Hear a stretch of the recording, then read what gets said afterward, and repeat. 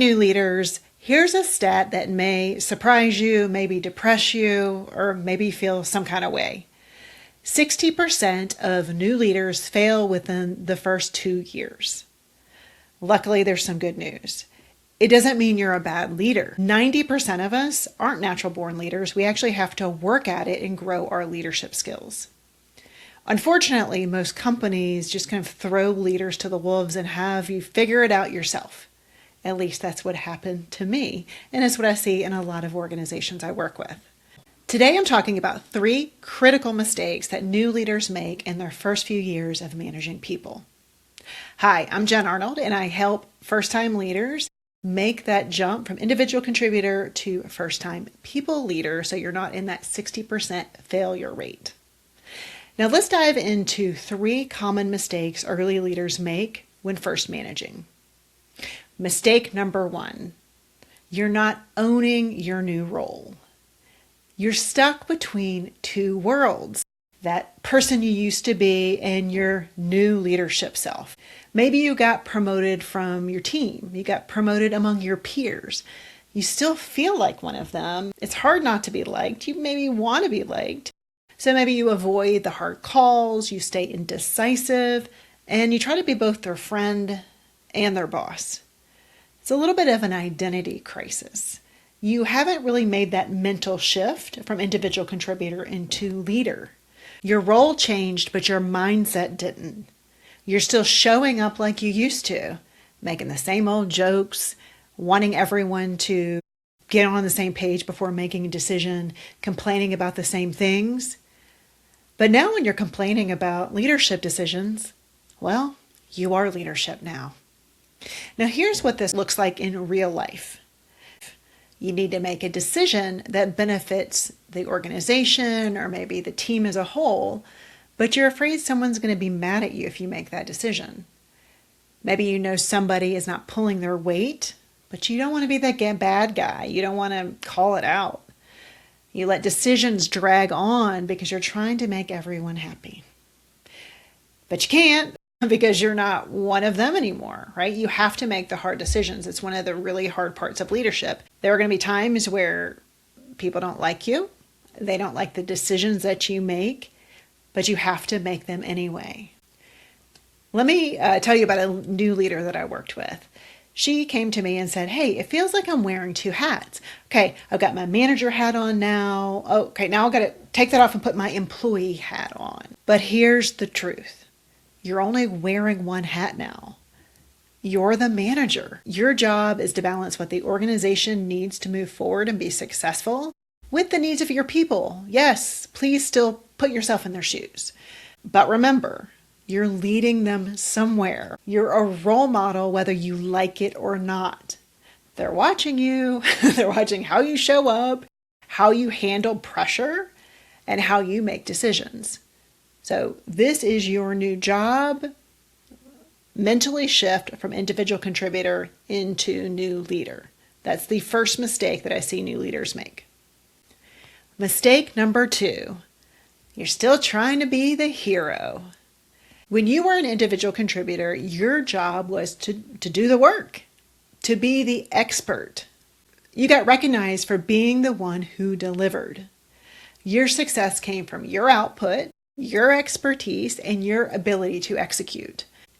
That's what got you promoted in the first place. That's why you are where you are right now. But now your team does the work. Your success is their success. Your job is to set clear expectations, show them what good looks like, and let them roll, let them do it. But that is probably terrifying because you know you could do it faster, better, and with fewer mistakes. Here's the problem with this approach. 70% of employees are disengaged working for a micromanager. When you're micromanaged, you stop caring, you stop trying, and why would they try? If you're going to micromanage your team, why would they put in the extra effort if you're just going to swoop in and redo it anyway? Let me tell you about one leader I worked with. They kept fixing their team's mistakes behind their backs. So they thought they were helping, holding all the timelines, the deadlines, and it worked for a while. I mean, granted, she was frustrated, But after about 18 months of kind of doing this team member's job, then it showed that real performance issues were the problem. But they stayed hidden for 18 months because she was essentially doing their job. So when they surfaced, there was a whole performance management process and conversation that was honestly a nightmare that could have been had a year ago. But when you are swooping in and you're being the hero, then it becomes a problem. So you are not the hero anymore. You are what I call the guide. Think about it this way. The hero is the person in the spotlight, the person taking the credit, the person saving the day. The guide is more behind the scenes, pointing the way, developing the people, coaching them through challenges. That's a guide. You're casting the vision for where your team's going, hopefully in line with the organization. You set those clear expectations for them.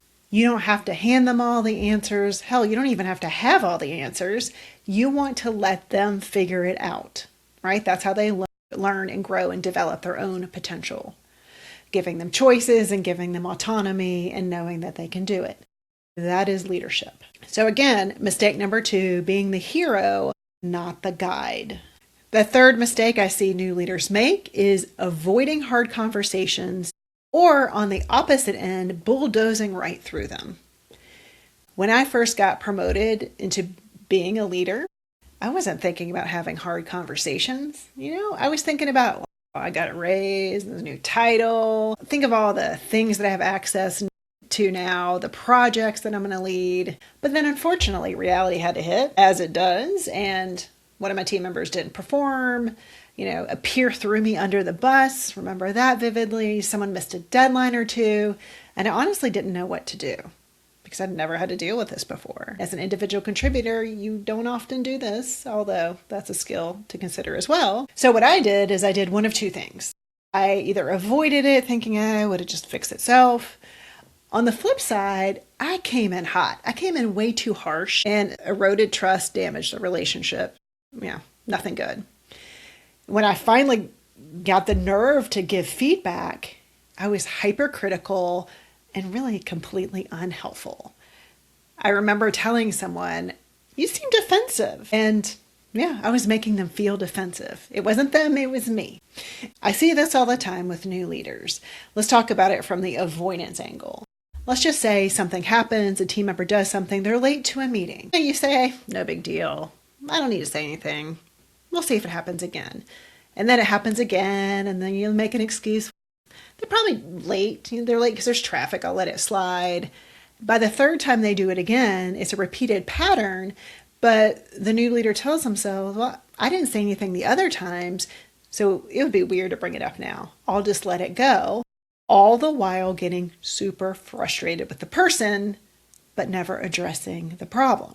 It keeps happening, the issue grows, the resentment builds, and you start wondering, God, is this what it's like to be a leader, constantly nagging people?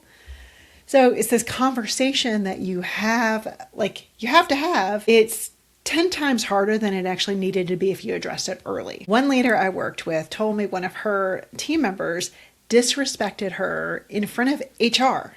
Like HR of all people, not the people you really want to disrespect your boss to. And even when this happened, she was still hesitant to address it with a team member. So look, I get it. Even experienced leaders don't like giving feedback. Believe me, I work with them too. But there is a way to have hard conversations that actually builds trust and engagement instead of damaging the relationship. But here are 2 things you need to know about these hard conversations. First, I want you to always focus on what you can control, not the other person's response.